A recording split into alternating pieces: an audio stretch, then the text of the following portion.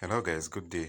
Today we discuss the few revenue streams in the business. When designing your business plan, you have to be able to identify the revenue streams because this is where you're going to have the finances to run the business and get the profits or have the return on investment. So when drawing or when drafting, your business plan, you have to identify clearly where or what are going to be the revenue streams.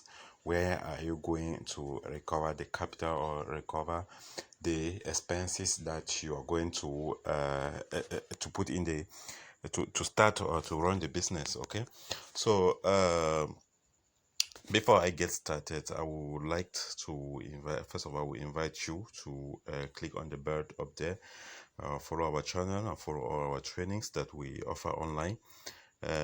Feel free to ask your question in the comment section, and don't forget, still in the comment section you will find a link to the training group, so don't forget, don't hesitate, click on the link, join the group, and there I can assist you better, and you can easily book your private training too.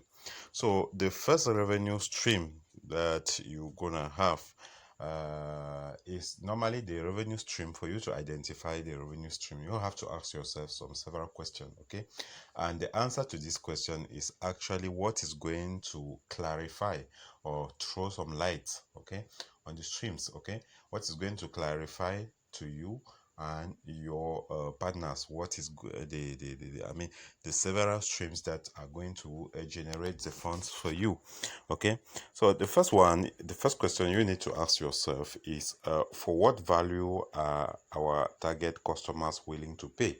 Okay, so for what values are they are they able or are they ready to pay? Okay, first of all, you have identified your customers. You need to know your client very well. That is what I always call the KYC. So know your client very well and know the value. For what value are our target customers willing to pay?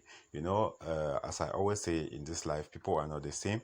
The stairs, as you see the stairs of the ladder, each one is on a special stairs. You have to clearly identify the customer that you are targeting and know who can buy what. Okay, so know the level of each and every one in your target customers, and as I as I always say, don't try to have all the customers, don't try to cover everything.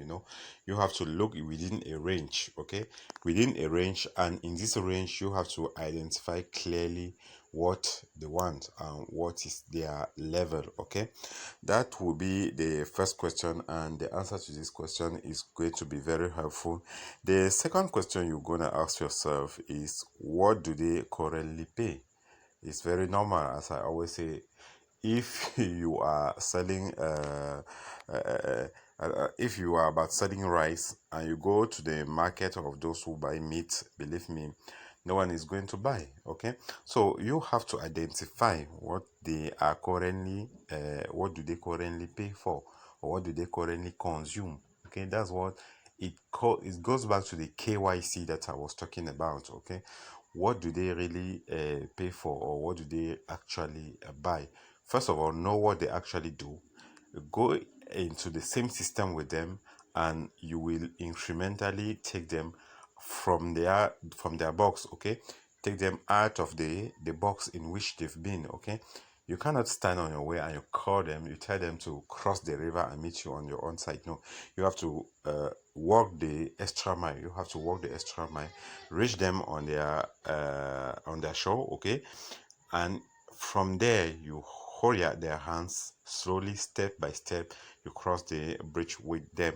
Okay, the third question you're gonna ask yourself is how do they currently pay, how they prefer to pay. So what is their means of payment? Okay, what's the means of payment?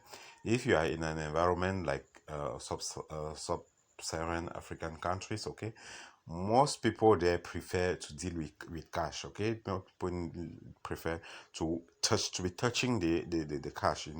But when you're in Europe, in European countries, or in the States, for example, people are used to the the soft currency, what is known as the soft currency. Okay, people don't touch it with hands so much, with their fingers that much. No, everything is is computerized. Okay, so you don't need to have a cash with you when going to the supermarket, because you have your cards. You're gonna use your card there, and there's also what is called a fidelity card in the business. So you have to know your clients very well, know their mentality, study the environment, and how answer the question, how do they currently pay? This is their means of payment. You know, if you come in an environment where people have not been used to buying or to doing their shopping with a business card, and your business integrates a business card, believe me, it will take long for them to adapt or to learn how to use it and to integrate. That is what will be the main challenge. Even the main challenge will be to integrate that idea, that process in their mindset. As I always say, at times you may be saying something to someone and it's not even in his galaxy. It's not even in his galaxy. So you will take some time to train him, to get him used to that kind of service. And this is time consuming and it is resources consuming too. Okay, the next question you need to ask yourself is, how is our pricing compared to competitors or alternatives? I always say there are competitors and there are alternatives. Okay, you need to identify them very well and know the difference between the competitors and the alternatives. I have explained that in the previous video. A competitor is someone selling the same goods with you. Okay, so you guys will be competing on the same goods that or services that you are providing. But the alternative, is someone selling something that your client may neglect, or if your prices are too high, okay, he changes and buys something else. I always say that, imagine you enter in a restaurant. In your mind you wanted to eat something like chicken, fried chicken. Okay, and you arrive, the price, maybe it's not only about the price. Okay, the price is higher than what was expected, and at the end you buy a hamburger. You see that hamburger is an alternative to fried chicken. At times it is also the way the usher will introduce the hamburger to you. You will it will make a mindset shift. Okay, so how is our pricing compared to the competitors or the alternatives? Are we pricing too high? Are we pricing too low? You have to know the risk. Okay, pricing too high, you will chase your customers away. If you're too high, then the competitors will take the whole customers. And believe me, in an environment where you are a new entrant, you cannot be pricing higher than others. No one will even look at you. But there's also a big risk if you are pricing too low. If your prices are too low, people will tend to believe that the quality of the good is not there. The quality of the product is questionable. You cannot, in this life, as I always say, you cannot have good quality at low price. It is impossible. Good quality always goes with the price. You have to match the quality with the price. Okay, the better the quality, the better or the higher the price. Okay, compared to the lower quality. You have to target your customers. As I said in the second question, know what they are willing to pay for. Okay, do your KYC on your client and know what they are willing to pay for.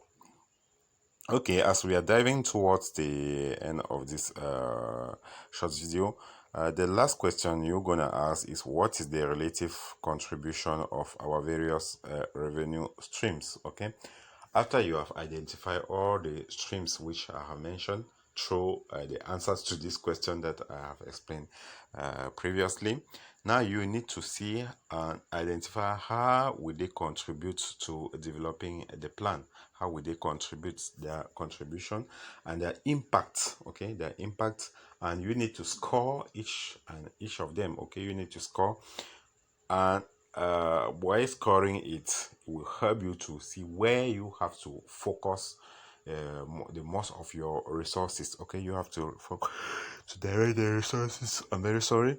your resources. Feel free to ask your question at any time. I'm here to assist.